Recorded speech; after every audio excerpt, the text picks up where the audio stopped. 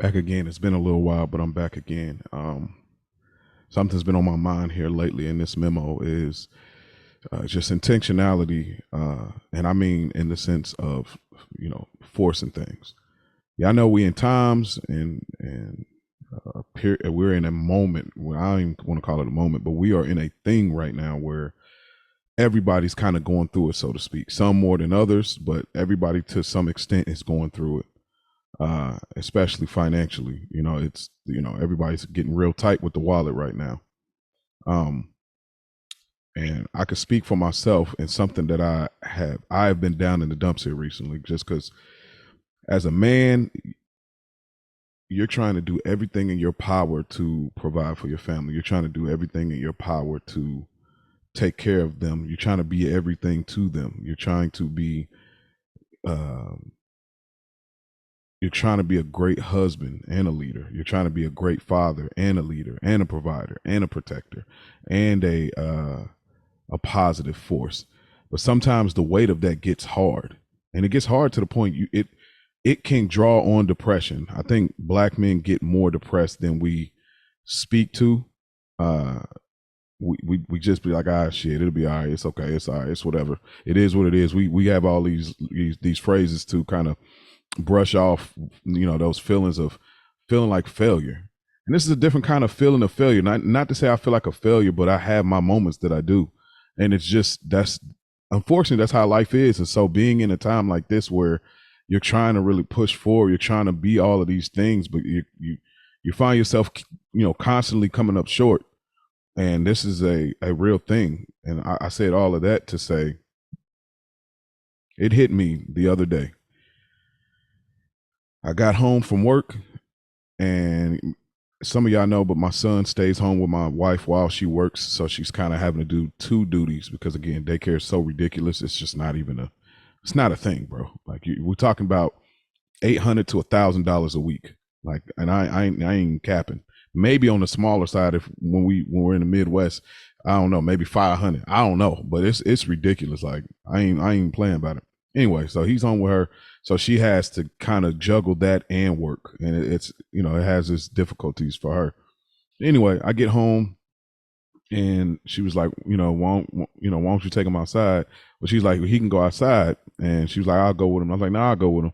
And so we go outside, and he's just playing, doing his. He's only 2. He's doing his kid thing. And I'm going outside and I'm working out my thoughts and I'm talking to myself because this is something I normally do anyway. I need to, and I would advise everybody, like, it sounds crazy at first, but I'm telling you, if you talk to yourself, you could talk yourself out of a lot of scenarios. I don't mean just thinking. I mean talking to yourself, because I do it for a couple of reasons. One, sometimes you need to hear yourself say it out loud. You need to hear yourself say it out loud. Like, don't just think it, don't text it.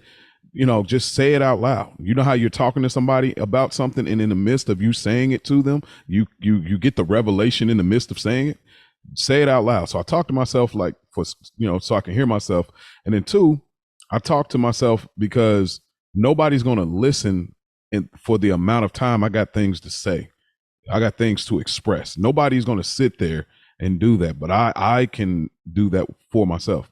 Anyway, so I'm outside, I'm in the dumps. I'm like, God, like, bro, we got to clear this out. We got to move this here, and the kids, and this and that. And I know it had to be God, like God moving through me, because it was just this moment. I'm looking out at our little lake in the back, and as I'm looking, I just started to get this sense of optimism. And it starts off like this, and this is kind of what brought on the memo. You got to force the optimism. You got to force the positivity. So I'm sitting out there, I'm looking at the lake, my son just doing whatever, throwing a soccer ball, right? Crazy. And I'm outside looking at the lake, looking at ducks and stuff, and then I just look into the sky, and then I'm looking around, and I'm like, man, this and that. But then I said, but look, your kids still have a roof over their head.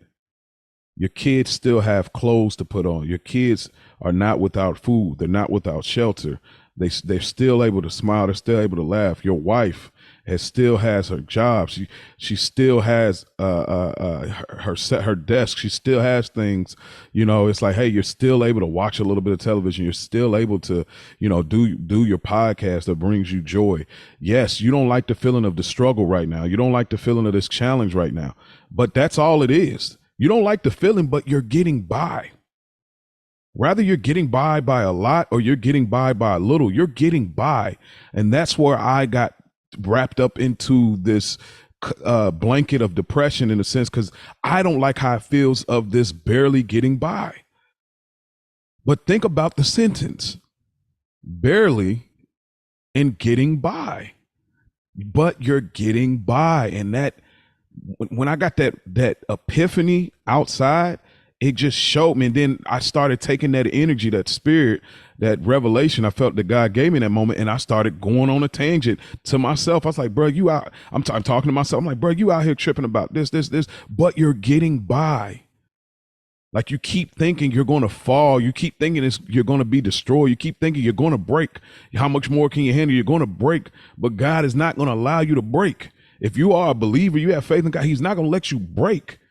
You might get challenged. You might get twisted up a little bit, but you're not going to break. He has never allowed you to break. Even after your DUIs, both DUIs, he didn't allow you to break. Even after 2 challenging pregnancies, you're not going to break. Even in this financial crisis we're living, you're not going to break. So what I say all this to say to y'all is, you got to force the optimism. You're waiting online for somebody to give you a great message. I know it's crazy. I'm doing the same thing. You're waiting online for somebody to give you a great message. You're looking for inspiration. You're looking for places to tap into. But sometimes you got to step back and just look around for a second. Look around and realize what's going on. Like, hey, it's a privilege to still be breathing. It's a privilege that you could still do your thing. It's a privilege to to look as good as you do, or not look any worse.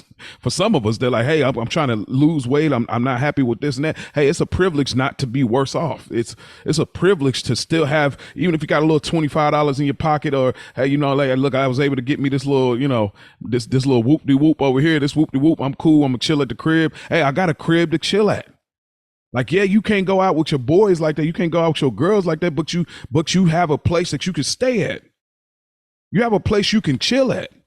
Like, that's beautiful. Like, I don't know, y'all. Like, it just hit me so crazy. It's like you're tripping about, because you don't like how it feels in the struggle. That's the thing. We want to feel, we're looking to feel good through the struggle, but it's like that ain't even guaranteed.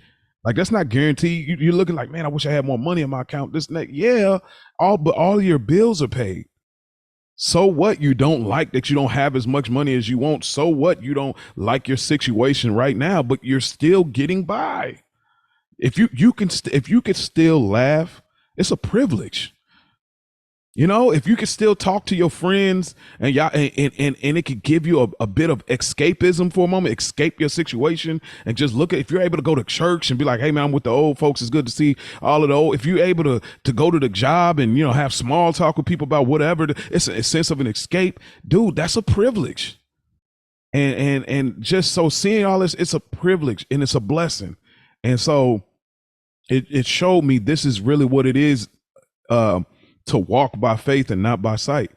If you go by just what you see, you will always be down. You'll always stay down mentally and spiritually. You'll always stay down every time, because all you see is darkness. All you see is negativity. All you see is, what's the use? What's the hope? Why even? That's all you see. But it's not about walking by sight. It's walking by faith. It's, what do you believe? Do you believe you're going to keep struggling? Do you believe it's going to always feel like this? Well, here's the evidence for people to say, oh, I'm not really into that type of stuff. I ain't really. Here's the evidence. Look at your life 5 years ago. Then look 5 years from that. Look at your childhood. Look at the traumatic moments in your life. Look at the people that you've lost where you thought you would not be able to go on. Look at the jobs. Look at the relationships. Look at how much money you've lost. Look at the jail time you spent. All of these things you thought you would never recover from, and you came out of it. But in those moments, you couldn't see it. You couldn't see it. But now you're here today. So that's what I mean. That's why I had to lean heavy on that. You got to walk by faith, not by sight.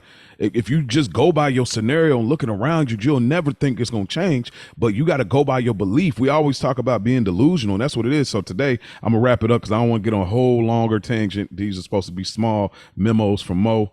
But man, you got to force the optimism. You might not even believe it in the moment, but just say it. Say the thing, man. I'm gonna be all right. And if you got to keep telling yourself, I'm gonna be all right. You know what, bro? I'm gonna make it through this, bro. I don't know what I'm gonna do, bro. I got $15 to my account. I don't get paid like until 3 days from now, but I'm gonna make it through this. Like I'm going to. And the more you say it, and the more you start thinking about, well, what do you have? Because we harp on what we don't have. Harp on what you do have.